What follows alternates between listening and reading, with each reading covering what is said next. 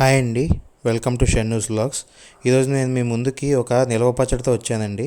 అదే క్యారెట్ మామిడికాయ పచ్చడి అండి. దీనికి ఏమేం కావాలంటే మనకి ఒక 3 క్యారెట్లు తురుము కావాలండి, ఒక మామిడికాయ తురుము, ఇవన్నీ బాగా మెత్తగా చిన్న చిన్న ముక్కలా తురిమేసుకోవాలన్నమాట. తర్వాత మెంతులు, ఆవాలు కావాలి.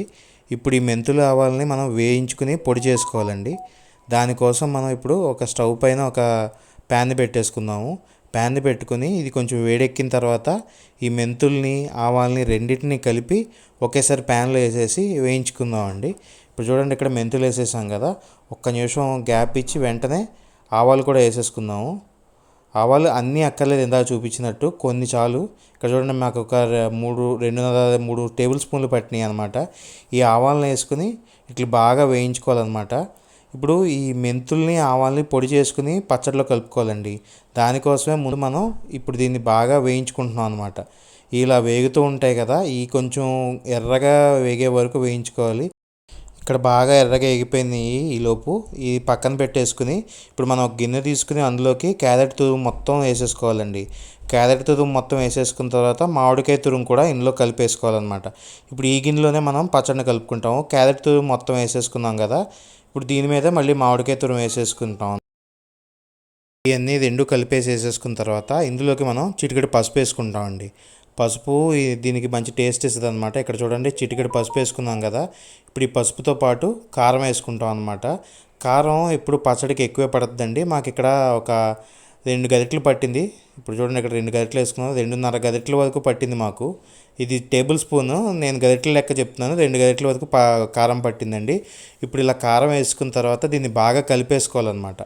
ఈ తురుముని ఈ కారం, పసుపు పట్టేలాగా బాగా కలిపేసుకోండి. అలాగే మామిడికాయను, క్యారెట్ కూడా బాగా కలిసిపోద్ది. ఈ రెండు బాగా కలిసిపోతాయి అన్నమాట. ఇప్పుడు ఇప్పుడు మనం ఉప్పు వేసుకోవాలి కదండి. ఉప్పు కోసం మేము ఇక్కడ ఏం చేస్తున్నాం అంటే కల్లుప్పు తీసుకున్నాం అనమాట. ఇందాక ఆడిపెట్టుకున్న మెంతులు, ఆవాలు ఉన్నాయి కదా, ఇప్పుడు వాటితో పాటు ఈ ఉప్పుని కూడా మిక్సీ కొట్టుకుంటాం అనమాట.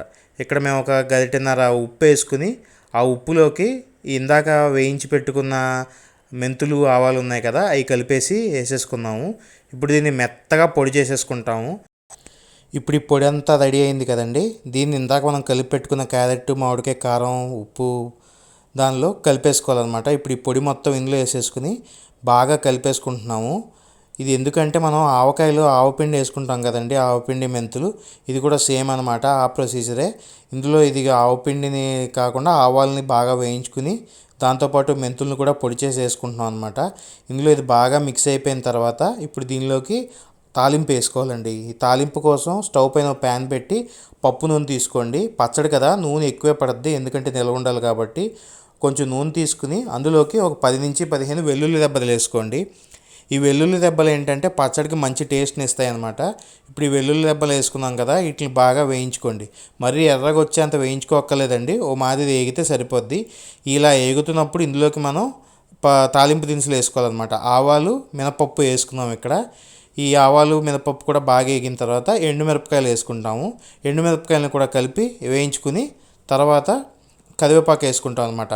నిలవ పచ్చడి అయినా సరే కరివేపాకు మంచి టేస్ట్ ఇస్తుందండి, అందునే కరివేపాకుని వేసుకుంటున్నాం మనం ఇక్కడ. ఇందులో పప్పు నూనె ఉంది కదా, ఈ పప్పు నూనె వల్ల పచ్చడి మంచి టేస్ట్ వస్తుంది అనమాట. కలుపుకుని అన్నంలో తినేటప్పుడు కానీ, టిఫిన్లో తినేటప్పుడు కానీ. ఇది ఒక 1 నెల రోజుల పాటు నిల్వ ఉంచవచ్చు. తడి ఏం తగలకుండా జాగ్రత్తగా ఫ్రిడ్జ్లో పెట్టుకుని ఉంచుకుంటే ఒక 1 నెల రోజుల పాటు నిల్వ ఉంటుంది అనమాట. ఇప్పుడు ఈ నూనె అంతా ఇలా వేయించేసుకున్నాం కదా, దీన్ని తీసుకెళ్ళి పచ్చడిలో కలిపేసుకుంటాం. చూసారా, ఇంట్లో కొంచెం ఇంగు కూడా వేసుకుంటున్నాము. పప్పు నూనెకి తోడు ఇంగు యాడ్ అయితే మంచి టేస్ట్ వస్తుందండి. అసలు అది చెప్పదంత టేస్ట్ ఉంటుంది అనమాట. అంత మంచి టేస్ట్ కోసం ఇంగు కూడా వేసుకుని ఇప్పుడు ఈ మిశ్రమాన్ని అంతా పచ్చడిలో వేసి కలిపేసుకోవడమే. ఇప్పుడు మాకు ఇక్కడ కొంచెం నూనె ఎక్స్ట్రా పట్టిందండి పచ్చడికి, అందుకని సపరేట్గా ఇందాక ప్యాన్లోనే కొంచెం నూనె ఎక్స్ట్రా పోసుకుని వేడి చేసుకున్నాం అనమాట. దీన్ని చూసారా, ఇందులో బాగా కలిపేసుకున్నాము. మన పచ్చడి తాలింపుతో పాటు కొంచెం ఎక్స్ట్రా నూనె వేసుకుని కూడా బాగా కలుపుకుంటే ఇంత బాగా తయారవుతుంది. దీన్ని చక్కగా ఒక 8 డబ్బాలో చల్లారిన తర్వాత పెట్టేసుకుని మీకు కావాలంటే ఉప్పు, కారం ఇక్కడ చూసుకోవచ్చండి. తగ్గి ఉంటే మీరు మళ్ళీ వేసుకోవచ్చు అనమాట. ఇలాగ చూసుకుని మీరు దీన్ని ఫ్రిడ్జ్లో పెట్టుకుని అన్నంలో కానీ, టిఫిన్లో కానీ తింటే చాలా బాగుంటుందండి. మా కంటెంట్ కనుక మీకు నచ్చినట్టయితే, ఈ వీడియో కనుక మీకు నచ్చినట్టయితే దయచేసి మా ఛానల్కి సబ్స్క్రైబ్ చేసుకుని మమ్మల్ని ఎంకరేజ్ చేయండి. Thank you.